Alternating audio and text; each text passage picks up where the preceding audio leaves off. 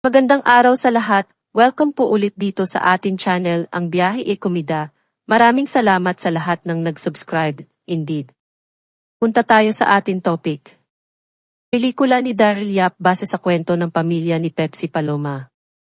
Daryl Yap nag-post ng larawan kasama ang ina at kapatid ni Pepsi Paloma.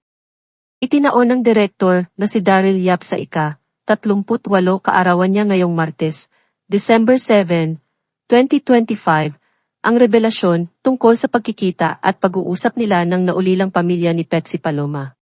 Ibinahagi ng controversial director sa kanyang Facebook post ang larawan kung saan kasama niya ang ina ni Pepsi na si Lydia Juena Whitley at kapatid na si Zaldy. Naging madali para kay Yap na mahanap sina Lydia at Zaldy dahil magkababayan sila sa Olongapo City, Zambales. Base sa Facebook post ni Yap, halaw sa mga pahayag ng mag-inang Lydia at Zaldy ang kwento ng The Rapists of Pepsi Paloma. Pahayag ni Yap sa kanyang post ngayong Martes, published as is, sa loob ng 40 years, pinakinggan at pinaniwalaan nyo na ang mga sikat, mga may pangalan, mga makapangyarihan, mga nagsalitang sila ang may alam, mga nagsabing sila ay kaibigan. Ngayon, bigyan natin ng pagkakataon ang inang nanahimik ng napakatagal na panahon.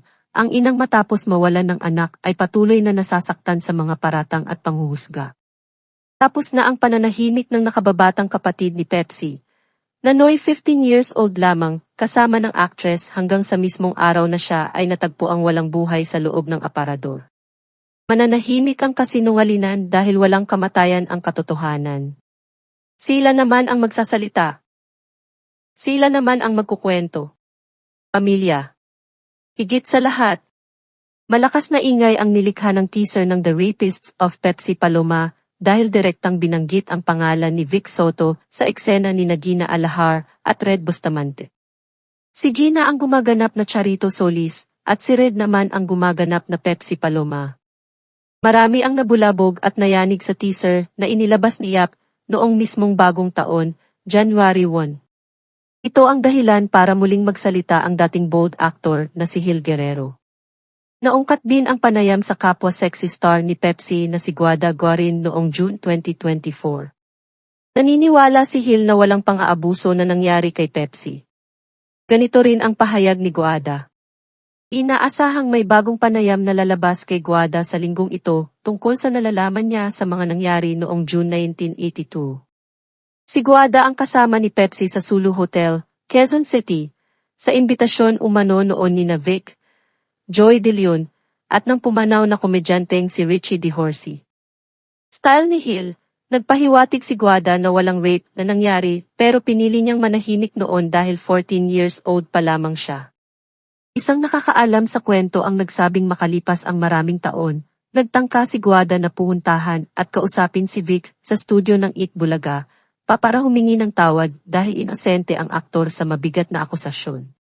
Isang artistang kaibigan ni Vicky na kasamahan ni Guada sa Bible study ang nilapitan ng dating sexy star para maging tulay sa komedyante at Eat Bulaga host. Di umano, hindi na pumayag si Vicky na makaharap si Guada dahil tapos na nga ang issue hindi nagkaroon ng pagkakataon ang dating sexy star na personal na makahingi ng tawad. Ang The Rapists of Pepsi Paloma ay nakatakdang ipalabas sa mga sinihan sa February 2025, 3 buwan bago ang ika-40 anibersaryo ng kamatayan ng aktres na winakasan ang sariling buhay noong May 31, 1985. Ipaliwanag mo sa akin! Magsabi ka sa akin! Ipaliwanag mo dahil hindi ko naiintindihan!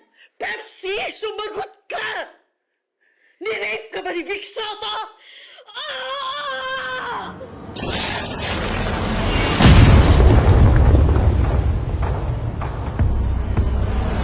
At yan ang atin latest showbiz chika update for today.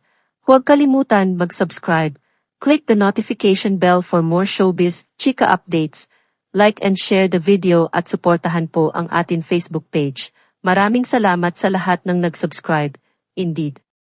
Magandang buhay sa lahat, paalam.